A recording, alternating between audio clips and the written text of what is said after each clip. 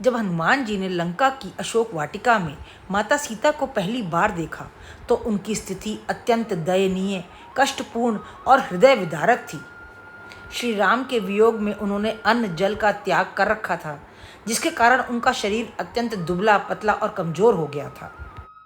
चारों ओर से भयानक और क्रूर राक्षसियों से घिरी हुई सीता माँ पूरी तरह से भय, शोक और मानसिक तनाव में जी रही थी। हनुमान जी ने देखा माता सीता की आंखों से अपने स्वामी श्री राम की याद में लगातार आंसू बह रहे थे।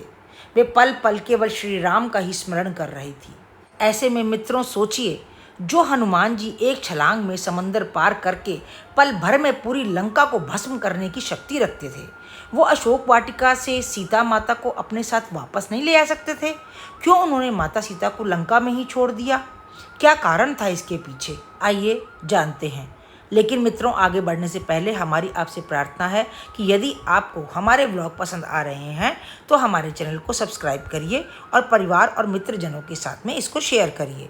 मित्रों, रामायण में एक ऐसा सवाल जो कई रहस्यों से पर्दा उठाता है कि जो हनुमान जी समुद्र लांघ सकते थे, पूरी लंका को चुटकियों में राख कर सकते थे, अशोक वाटिका उजाड़ सकते थे, बड़े बड़े राक्षसों को धूल चटा सकते थे, आखिर क्यों उन्होंने माता को रावण की कैद में ही छोड़ दिया? तो ऐसा नहीं है मित्रों कि हनुमान जी ने कोशिश नहीं करी। जब उन्होंने माता से साथ चलने की जिद करी तो जानते हैं माता सीता ने क्या कहा?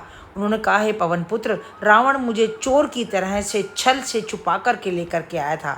अगर मैं तुम्हारे साथ चुपचाप इसी तरह से चली गई तो रावण के उस कायरतापूर्ण कृत्य में और मेरे राघव के स्वाभिमान में क्या फर्क रह जाएगा? माता सीता का साफ संदेश था कि मुक्ति भीख में या चुपके से नहीं, बल्कि स्वाभिमान और शौर्य के साथ होनी चाहिए। वो चाहती थी कि रघुनाथ स्वयं आए, इस पापी का लंका का सीना चीरें और अधर्म का नाश करके सम्मान उन्हें ले जाएं। हनुमान जी लंका में केवल एक दूत बनकर आए थे। अगर वो माता सीता को अकेले ले जाते तो दुनिया प्रभु श्री राम के उस अटूट बल को, गौरव को, मर्यादा को कैसे देख पाती, जिसका उद्देश्य अधर्म का नाश करना और धर्म की स्थापना करना था। हनुमान जी के साथ न जाने के पीछे सीता माता का पतिव्रत धर्म का पालन भी था। देवी सीता ने कहा, रावण बलपूर्वक मुझे उठाकर लंका लाया था, तब मेरा उस पर कोई वश नहीं चल रहा था, लेकिन मैं अपनी मर्जी से किसी अन्य पुरुष का स्पर्श नहीं कर सकती, इसलिए हनुमान मैं तुम्हारे साथ नहीं जा सकती। माता सीता का हरण करके रावण ने रघुकुल का अपमान किया था, जिस रघुकुल के राजाओं से देवता भी सहायता मांगते थे। ऐसे में देवी सीता रावण के कायरतापूर्ण किए गए व्यवहार को उसे भगवान श्री राम के हाथों प्राण दंड दिलवाना चाहती थी। सीता माता जानती थी कि रावण को वरदान है कि उसकी मृत्यु किसी मनुष्य के हाथों ही होगी। भगवान विष्णु ने रावण का वध करने के लिए ही राम रूप में अवतार लिया है। अगर वह हनुमान जी के साथ चली जाती तो राम के अवतार लेने का उद्देश्य पूरा ना हो पाता और भगवान राम की कीर्ति अनंत काल तक न रह पाती।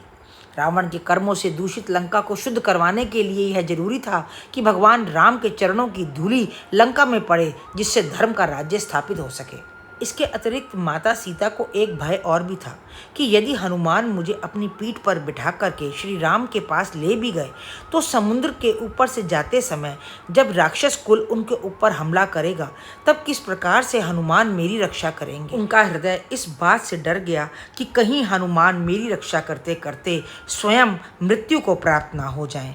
तो एक माँ अपने सामने अपने पुत्र की मृत्यु कैसे देख सकती थी? सीता जी के उत्तर सुनकर हनुमान जी ने कहा, माँ आप वास्तव में धन्य हैं। आप अपनी कोई निशानी दीजिए जिससे प्रभु राम को विश्वास हो जाए कि आप सकुशल हैं और मैं आपसे मिलकर आया हूँ। तब देवी सीता ने हनुमान को अपनी चूड़ामणि उतार कर दे दी। तो मित्रों, हनुमान जी का माता सीता को वापस न लाना कोई मजबूरी नहीं, बल्कि मर्यादा, अटूट विश्वास और लंका के सर्वनाश की वो पहली पटकथा थी जो खुद विधाता ने लिखी थी। यही है मर्यादा और प्रेम की असली परीक्षा। जय श्री राम। यदि आप भी माता सीता की बात से सहमत हैं और हनुमान जी के भक्त हैं, हमारे चैनल को सब्सक्राइब करिए, लाइक करिए, कमेंट्स करिए। मिलते हैं अगले व्लॉग में, तब तक के लिए राम राम।